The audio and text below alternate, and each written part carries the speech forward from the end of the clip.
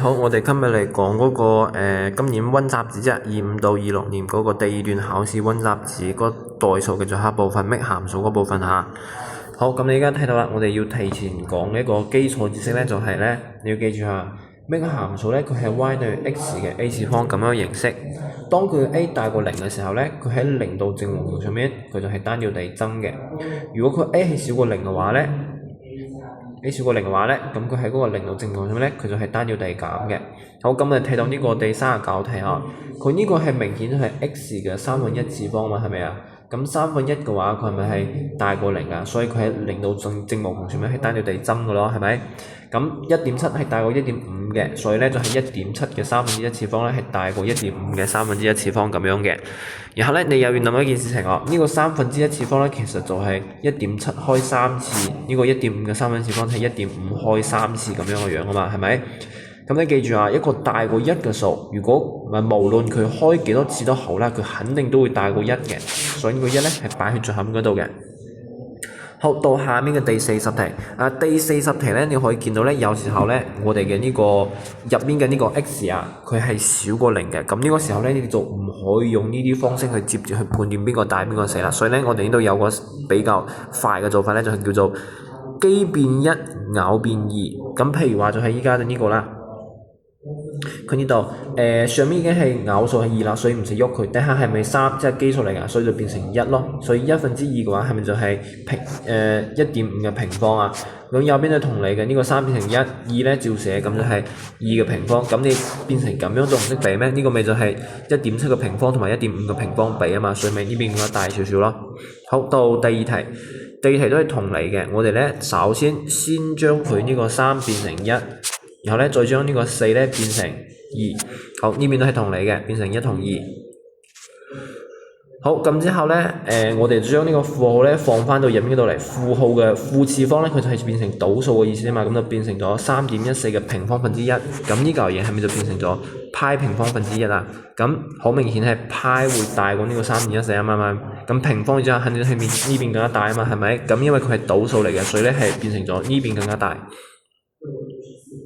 好，到第三題，第三題都係同理嘅。我哋將呢個咧，呢度已經係1啦，唔使理。將呢個3咧變成1，將呢個3變成1，咁就係負1次方，負1次方。咁負號咧，再將佢負次方咧，將佢放翻去，咁就調翻嚟變成5/4咯，咁就變成咗負4/5嘅1次方，即係負4/5。呢邊咧就變成咗負嘅6/5。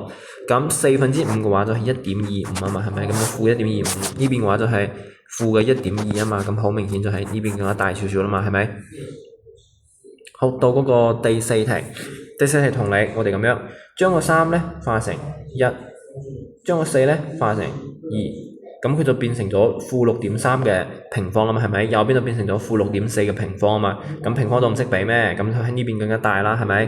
咁就搞掂啦。好，到嗰個第5題同理，將呢個4咧化成2，將呢個5化成1。呢邊都係一樣，化成1/2。咁依家咧，1/2嘅意思咧就係開根號嘅意思啊嘛，係咪？咁就係根號3咯。呢邊就係根號5/3咯。嗱，咁我哋咧又知道根號3嘅話，佢大概1.7啊嘛，係咪啊？1.7幾。咁5/3嘅話咧，你如果自己算一下，佢係1.6幾噶嘛，係咪啊？咁好明顯係呢邊更加大啦，係咪？所以就係佢更加大嘅。好，到下面一題，咧佢講咧呢個函數咧佢係一個冪函數嚟嘅，佢咧講話咧 f(x) 喺嗰個零到正無上係減函數，要我哋去求佢嘅 m 同埋佢嘅解釋式。咁首先咧你記住下冪函數咧佢一定係乾乾淨淨嘅，佢咧前面嘅係數只可能係1，後面咧唔可以加任何嘅嘢，佢一定要乾乾淨淨。咁所以咧我哋得到第一個信息就係呢個 m 平加 2m 減14咧佢應該要等於1嘅。好，咁我哋咧以下項12雙程拆開嚟，咁就知道咗佢 m 係等於負5或者係等於3嘅。咁之後咧，佢又講話 f(x) 喺零到正無上面係減函數啊嘛，係咪？咁我哋啱先講咗啦。如果佢喺零到正無上面係減函數嘅話咧，說明佢呢個 a 佢係少過0啊嘛。亦即係話咧，就喺呢度 x 平唔係呢個 m 平減 3m 減1咧，佢應該係少過0嘅。咁你將啱先算到個負5同埋3抌入去算一下聽下，抌個負5入去嘅時候咧，佢算出嚟39，咁呢個大過0係唔合噶嘛。咁如果我將個3抌入去嘅話咧，佢算出嚟係負1嘅，咁呢個就係合嘅，所以就係 m 就等於3啦。好，咁第二問咧，佢問你 f(x) 解釋式有冇咁首先啦，呢個已經係等於1嘅，唔使算。然後咧呢個地方咧，啱先我哋算過啦，佢等於負1嘅，所以就係 f(x) 咧就等於 x 嘅負1次方。好，到第42題。第42題咧都係同嚟嘅，佢話佢係冪函數啊嘛，係咪？所以我哋就直接就假設 y 咧就等於 x 嘅 a 次方嘅。然後咧佢講話經過點2/4啊嘛，咁你直接將2/4代入去。咁我哋咧通過化簡咧就可以知道咧2嘅負2次方就係等於1/4噶嘛，所以 a 就等於負2咯。咁我哋知道嗰條式咧就係 y 等於 x 嘅負2次方啦。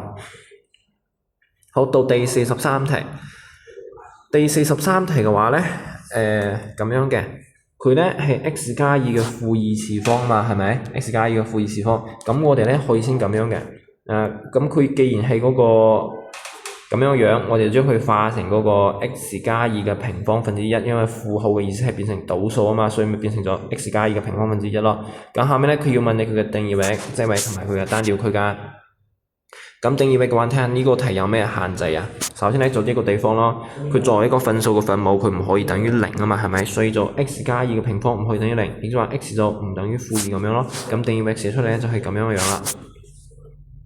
好，下面咧佢問你佢嘅積域喺邊度啊嘛，係咪啊？咁積嘅話咧，我哋都係一樣嘅，冇辦法一次性算晒成嚿嘢，所以我哋係先從呢個二次函數度出發嘅。咁你諗下啦 ，x 加2嘅平方，x 加2嘅平方。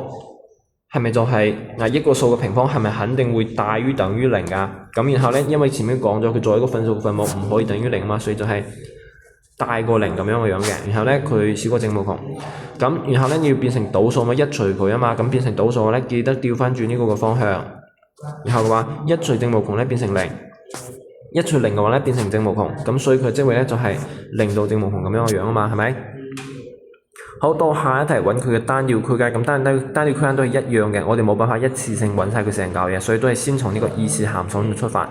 咁首先呢個 x 加2嘅呢個平方咧，佢嘅對稱軸係喺負2嗰度啊，係咪？對稱軸喺負2嗰度啊嘛，係咪啊？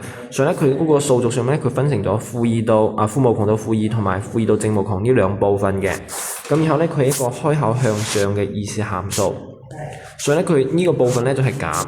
右邊呢個部分咧就係增，但係咧我哋之前係講過嘛，一個函數，如果咧佢成咗一個負數或者咧變成咗倒數嘅話咧，佢嘅增減性會發生改變嘅。所以到原本佢喺呢上面係嗰個單調地減噶嘛，係咪啊？咁依家咧佢變成咗單調地增，咁佢右邊度原本係單調地增噶嘛，係咪？咁依家就變成咗單調地減，佢發生咗咁樣變化。你答題嘅時候咧，嗰啲嘢唔使寫出嚟，你就兩句話就講話，因為科函數佢同增異減，所以咧喺邊度單調地增，喺邊度單調地減都得啦，嗰啲係唔使寫嘅。好，到第44題。第44題咧，佢講咧根號22係過嗰個冪函數 f(x) 嘅，然後咧負2分1 4分1咧，負2 4分1咧佢係經過另外一個冪函數 g(x) 嘅，要我哋去求呢嚿嘢嘅實數根。好，咁佢既然講到冪函數嘛，咁你接切咯，我哋切 f(x) 咧就等於 x 嘅 a 次方 ，g(x) 咧等於 x 嘅 b 次方，將個點咧代入去，咁就係2等於根號2嘅 a 次方啊嘛，咁好明顯 a 就等於2啦，所以 f(x) 就等於 x 嘅平方咯。好，將呢個負2 4分1咧代入去，咁就係4分1咧等於負2嘅 b 次方啊，係咪啊？咁你諗下落負2嘅負2次方係咪就等於4分1啊？所以咧 b 咪等於負2咯，所以我知道 g(x) 咧佢就等於 x 嘅負2次方啦。好，到嗰個下面一題，唔係，到下面嗰個佢問緊呢個嘢，我哋將 f(x) 同埋 g(x) 代入去，係咪就係 x 平減去搞佢嘅 x 嘅負2次方就等於0啊？我哋移個項移到右邊嗰度去變成 x 平等於搞 x 嘅負2次方，然後咧我哋再將呢個 x 嘅負2次方除到左邊度嚟，我哋知道同底數冪佢相除嘅話就係底數變指數相減啊嘛，所以 x 嘅平除嗰個 x 嘅負2次方咧，佢會變成x 嘅2次方減去負2次方咁樣啊嘛，係咪啊？同底數冪相除啊嘛，咁就變成咗 x 嘅4次方咯，所以就 x 4次方就等於搞。咁我哋先同佢開一次，咁開完之後咧，係咪等於 x 嘅平方就等於3啦？因為佢係平方，所以唔會係正負3啊，肯定係正3噶嚇。咁之後咧，再同佢開多次，咁係變成咗 x 啊。咁呢次咧，佢就等於正負根3咁樣啦。好，呢個咧就係冪函數呢一 part 嘅講解嚇。